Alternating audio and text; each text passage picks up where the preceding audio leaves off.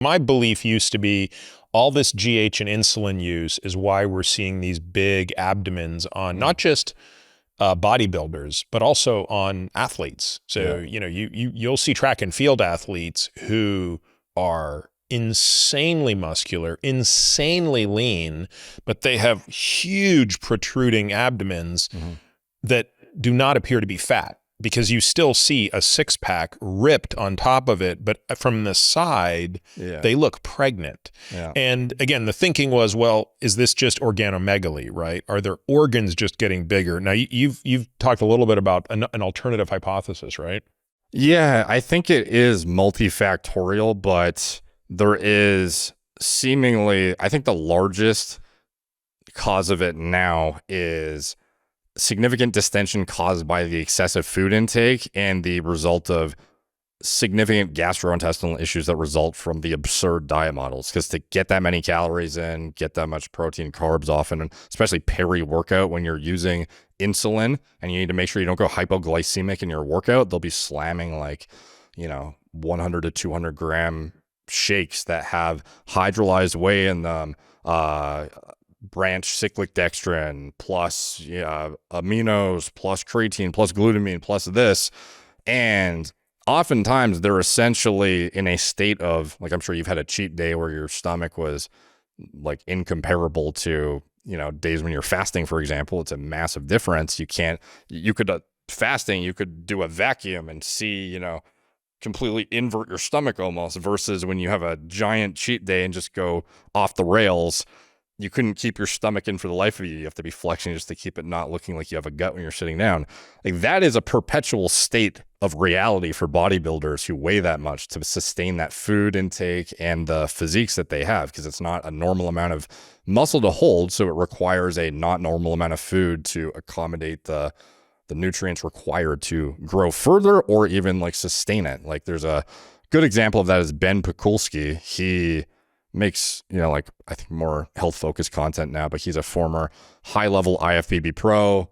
I think he won the Arnold Classic even at one point. And one of his biggest criticisms was his distended gut. And for certain, the guy was using all the same drugs everyone was using at the high level, but he was able to reverse it seemingly in a relatively short period of time in his, like, the latter part of his career, by reducing his food intake significantly seemingly. And he actually showed up 1 year later with a vacuum on stage, which a vacuum, for people who don't know, I don't even know if I could explain it, but it's like you suck your stomach in and it creates like almost like an inverted, it kind of goes in, you can see your rib cage and like your serratus lines and stuff. And most bodybuilders wouldn't be able to do that nowadays. You'd be hard pressed to find somebody who has like an aesthetic vacuum. And except for presumably natural bodybuilders are more likely to, or?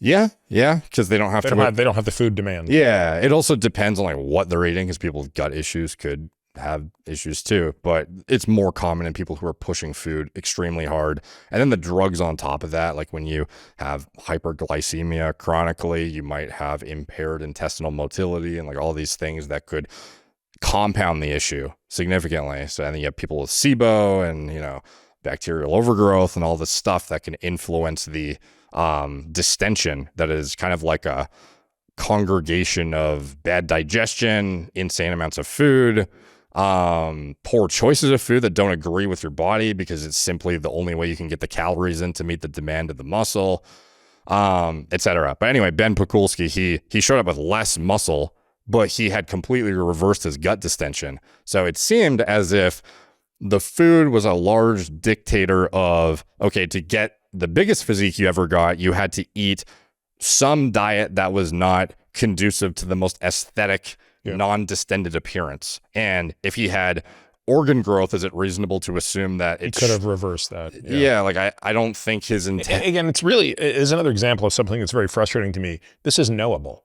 Like, literally take the bodybuilders, throw them into an MRI scanner. You can get organ volumes on everybody. Like, we could compare that to, controls and also look at them off drugs, on drugs, all that stuff. So again, it's just an example of, there's so many of the questions that we have here that we're not getting resolution to are knowable.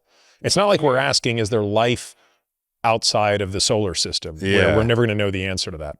One thing I can say is on autopsy bodybuilders that did die young or what have you, oftentimes now with social media, those results are released publicly and people will dissect them and whatnot and kind of, make, I don't know, interpret what, like you learn things from bodybuilders that have died that you might have not even known because back, not that long ago, 10 plus years ago, people were saying, where are the bodies? No one's dying from steroid use, etc.